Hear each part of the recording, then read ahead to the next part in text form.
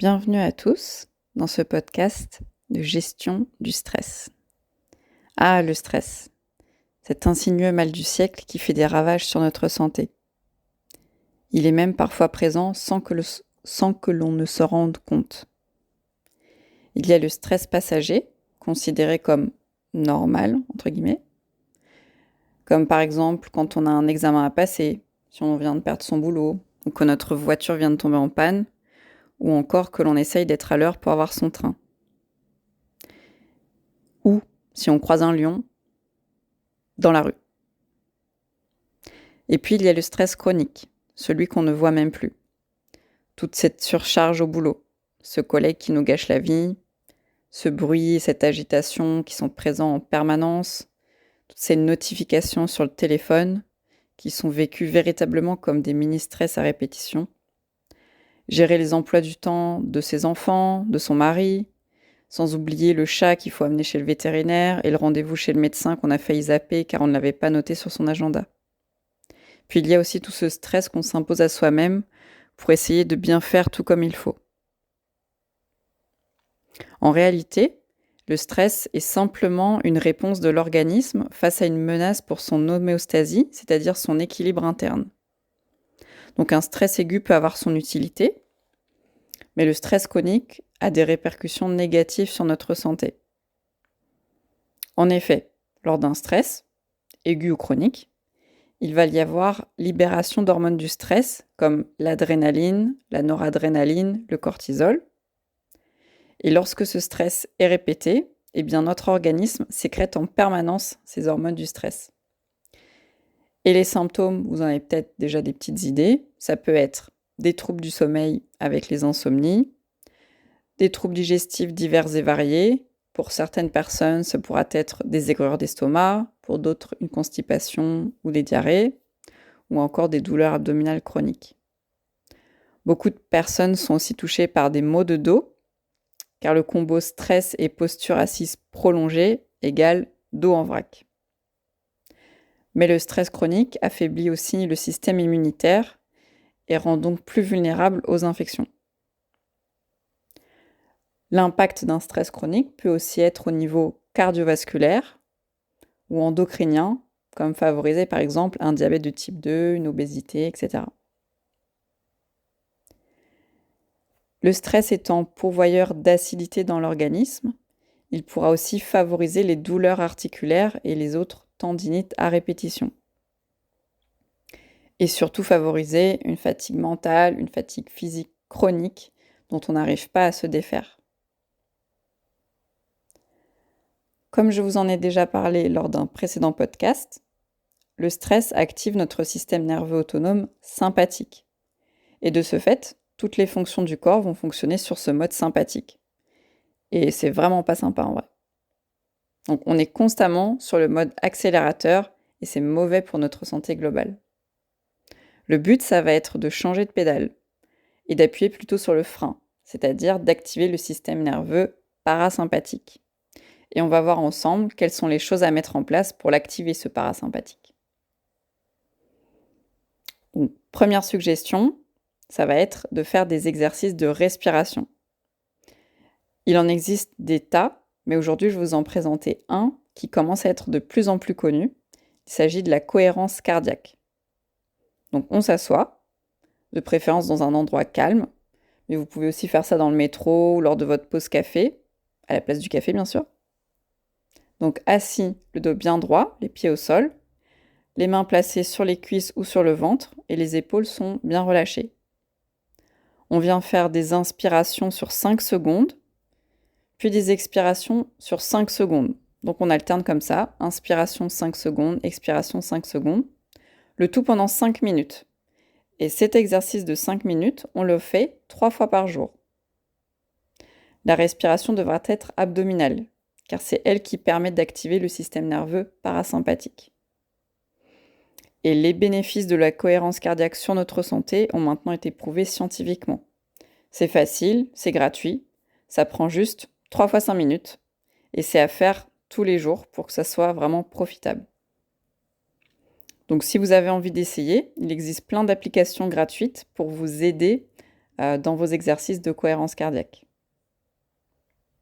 Autre suggestion, ça va être de pratiquer une activité physique douce, type yoga doux, stretching, étirement, etc. Car faire du sport, oui, mais il ne faut pas tout le temps faire des activités trop intenses, trop stimulantes, qui demandent beaucoup d'énergie. Surtout que la plupart du temps, on ne prend pas le temps de bien se reposer derrière. Troisième idée pour activer ce système nerveux parasympathique, ça va être de méditer. Alors oui, je sais, certains d'entre vous vont me dire « mais moi j'y arrive pas, c'est nul ton truc ». Mais on n'est pas obligé de s'asseoir en position du lotus et de méditer pendant 1h30 chaque jour.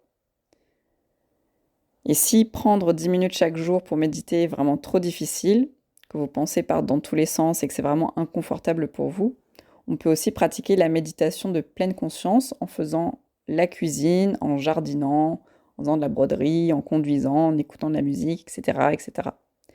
Mais surtout, être pleinement présent à ce que l'on fait et sans penser à d'autres choses.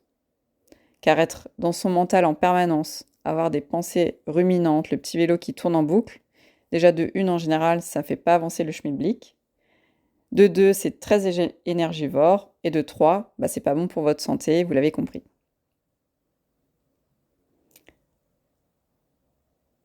Importance capitale pour gérer son stress correctement, c'est d'avoir un sommeil de bonne qualité et prendre le temps de se reposer.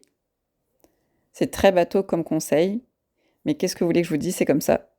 Fatigué, on est plus sensible au stress, et plus on est stressé, plus on est fatigué, et plus on dort mal. Le cercle vicieux, quoi. Donc, on essaye de se coucher pas trop tard, d'en se mettre dans les bonnes conditions du dodo, à savoir éviter les écrans au moins 2 heures avant de dormir, éviter les activités trop stimulantes en soirée, dîner relativement léger, car oui, après une raclette, on est tous d'accord pour dire qu'on dort pas hyper bien. Donc faire sa grand-mère avec le combo tisane de nuit, livre et bouillotte sur le foie, ça marche plutôt bien normalement. On peut aussi faire son papy, avec une petite sieste dans l'après-midi, ou tout simplement s'allonger 5 minutes sur son canapé et prendre le temps de respirer. Notre corps nous remerciera. En cas de stress, on peut aussi penser à faire une cure de magnésium, car le stress est très consommateur de magnésium. Et en plus, il y a une fuite urinaire du magnésium quand on est stressé. Donc pas étonnant qu'au moins 75% de notre population soit carencée en magnésium. On peut aussi utiliser les huiles essentielles, donc l'aromathérapie.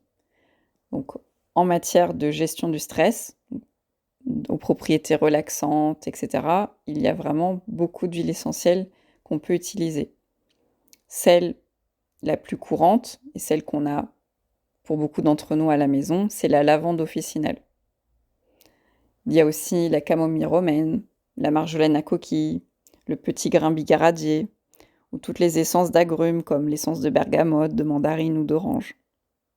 On peut faire des diffusions ou des applications cutanées. D'ailleurs, en cas de petits coups de stress, il ne faut pas hésiter à en appliquer sur la face interne des poignets et à prendre de grandes respirations. Là, c'est la détente assurée. Pour aider à gérer son stress et à le diminuer, on peut aussi utiliser les plantes. Donc là, idem, pareil qu'avec les huiles essentielles, il y en a plein qui existent. Je vais vous en citer 4. C'est la passiflore, l'aubépine, la valériane, la mélisse. On peut les prendre sous forme de gélules, donc disponibles en pharmacie par exemple, ou faire des infusions. On a de plus en plus recours aussi aux plantes dites adaptogènes. Là, je vais vous en citer qu'une seule, c'est la rhodiole. Autre idée pour se détendre, c'est prendre un bon bain chaud. Ou de façon générale, appliquer du chaud, donc faire un bain de pied par exemple, se mettre une bouillotte dans le dos, car de façon générale, le chaud est relaxant. Et bien sûr, on peut faire plein d'autres choses pour se détendre, comme par exemple se faire masser, aller marcher dans la forêt, écouter son chat ronronner, ou que sais-je. Voilà, en tout cas, il est primordial de prendre un moment pour soi, des fois même juste 5 minutes, le temps de faire quelques étirements et de faire des respirations. Et ici, je ne vais pas parler du burn-out, sinon j'en ai pour 50 minutes. Mais il n'est pas impossible qu'un jour je m'attarde dessus, tant ce phénomène touche de plus en plus de monde. Voilà, c'est fini pour aujourd'hui. On se retrouve demain pour un nouveau podcast.